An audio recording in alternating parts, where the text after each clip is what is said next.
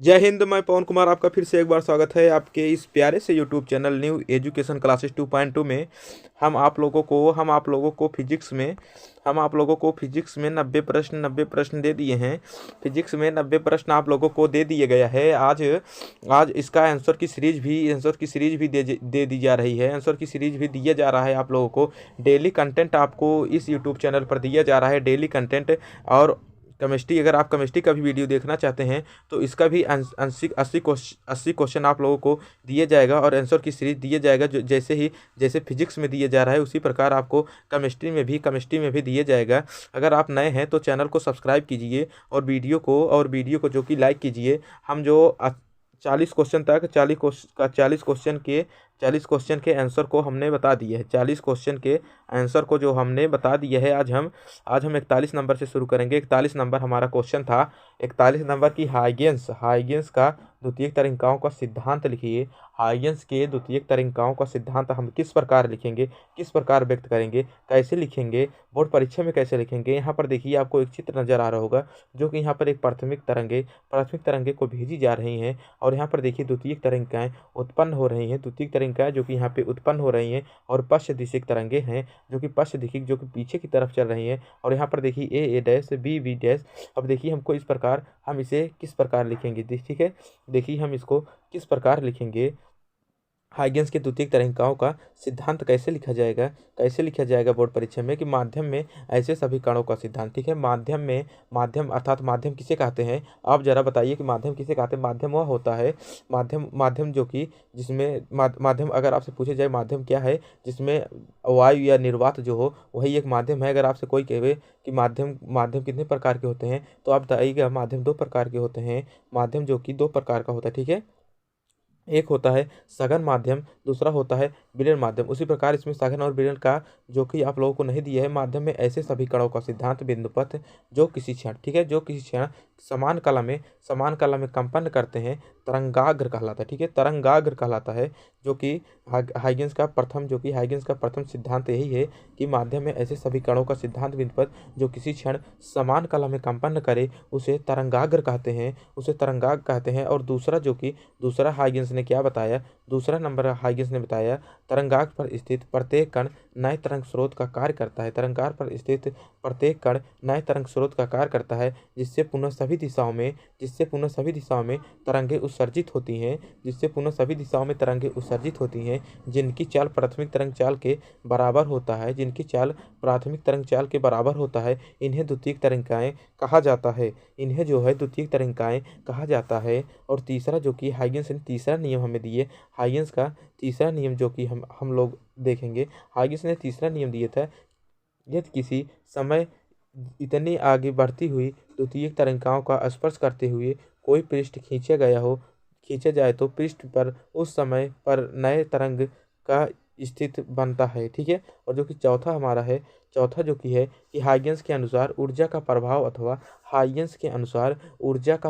अथवा प्रकाश के संचरण सदैव अक्ष की दिशा में होता है, ठीक है। सदैव अक्ष की दिशा में होता है, जो कि वहां पर देखिए एक चित्र दिए गया था, अक्ष की दिशा में होता है। इसलिए हाइगेंस का अग्रद्वितीयक तरंगिकाओं को मान्यता दिया गया है। हाइगेंस का यही चार सिद्धांत थे। जब आपसे परीक्षा में पूछा जाए कि हाइगेंस के 4 तरंग के सिद्धांत को लिखिए तो आप यही चारों को लिख दीजिएगा। और जो कि मोस्ट इंपॉर्टेंट, वेरी इंपॉर्टेंट आपको 5 नंबर देकर जाएगा। 100% 100% यूपी बोर्ड की परीक्षा में हाइगेंस के तरंग के सिद्धांत पर परावर्तन की व्याख्या अगर आपसे पूछे तो यहाँ पर देखिए एक यहाँ पर तल सीधा सीधा दिए गया है। यहाँ से प्रकाश आ रही है, चिकने तल से टकरा कर वापस चली जा रही है। इसी को हम प्रकाश का परावर्तन कहते हैं। और हाइगेंस के सिद्धांत के आधार पर प्रकाश के परावर्तन की हम व्याख्या कर देंगे। किस प्रकार व्याख्या करेंगे, यहाँ पर देखिए ए है और समय टी बराबर 0 दिया गया है। समय जो कि टी बराबर 0 दिए गए है। परावर्तक पृष्ठ है, परावर्तित किरण ये शायद आपको पता होंगी, कक्षा 10 में आपको बता दिया गया होगा। जो आती हैं उसे आपतित किरण, जो जाती है उसे परावर्तित किरण। उसी प्रकार यहाँ से किस प्रकार लिखेंगे, किस प्रकार उपरोक्त चित्र अनुसार लिखेंगे, जिससे ऊपर जो चित्र चला गया है, जब प्रकाश की किरण चिकने तल से टकराती हैं और टकरा कर पुनः उसी माध्यम में वो वापस चली जाती हैं। इस घटना को प्रकाश का परावर्तन कहते हैं। यहाँ पर देखिए, यहाँ पर समरूप का जो कि हमारा नियम लगेगा, ठीक है, समरूप का नियम लगेगा।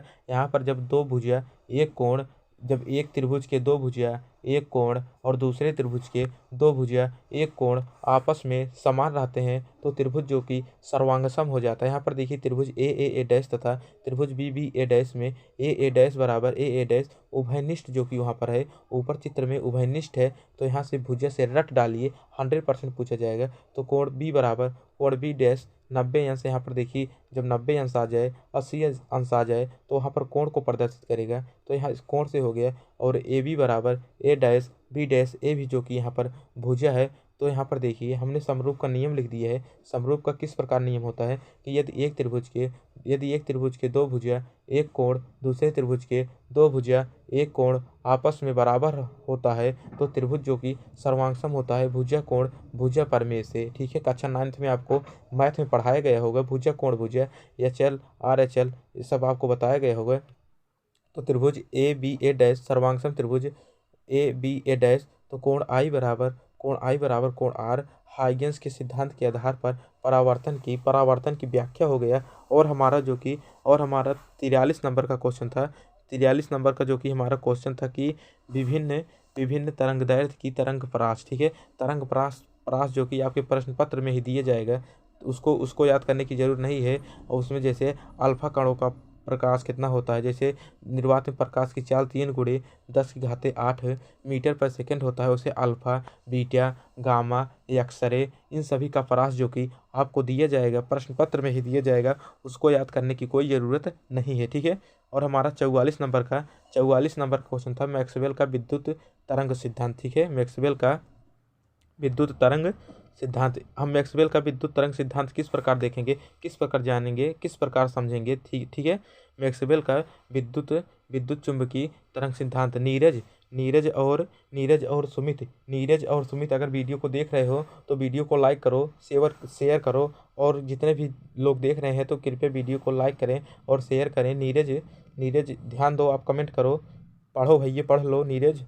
ठीक है, सुमित पढ़ लो आप भी। तो देखिए, मैक्सवेल का विद्युत चुंबकीय तरंग सिद्धांत, जब परिपथ में कोई कण गति करता है, ठीक है, परिपथ अर्थात इलेक्ट्रिक फील्ड, परिपथ में इलेक्ट्रिक फील्ड, जब उसमें कोई कण धीरे धीरे गति करता है, ठीक है, जब इसमें देखिए धीरे धीरे कोई कण जो है गति करता है तो वह अपने ऊर्जा तरंग के रूप में निकालता है, तो वह अपनी ऊर्जा जो है तरंगों के रूप में निकालता है।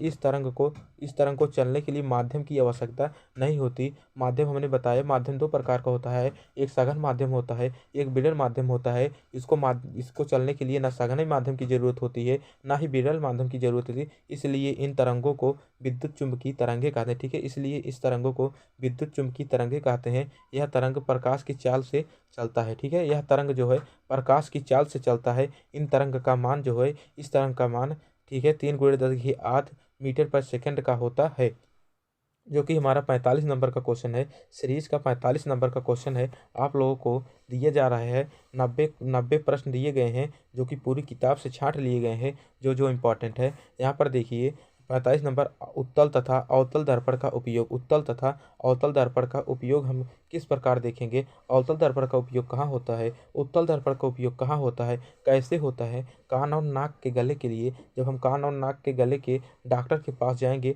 तो उसकी जांच करने के लिए जो कि डॉक्टर एक दर्पण लिया रहता है, वो जो होता है अवतल दर्पण होता है। और दाढ़ी बनाने में अवतल का दर्पण का प्रयोग, और ट्रेन की लाइटों में जो कि अवतल दर्पण का प्रयोग होता है, ट्रेन की लाइटों में अवतल दर्पण का प्रयोग होता है। और उत्तल दर्पण के लिए रोड लाइट में जो कि ऐसे एक होता है, रोड लाइट में एक जो कि यहाँ पर देखिए उत्तल दर्पण लगा दिए। और बसों और कारों में जो कि साइड ग्लास में जो कि उत्तल दर्पण का प्रयोग किया जाता है। अगर आपको मेरा वीडियो अच्छा लगा हो तो कृपया वीडियो को लाइक कर दीजिए और चैनल को सब्सक्राइब कर दीजिए। जय हिंद, जय भारत।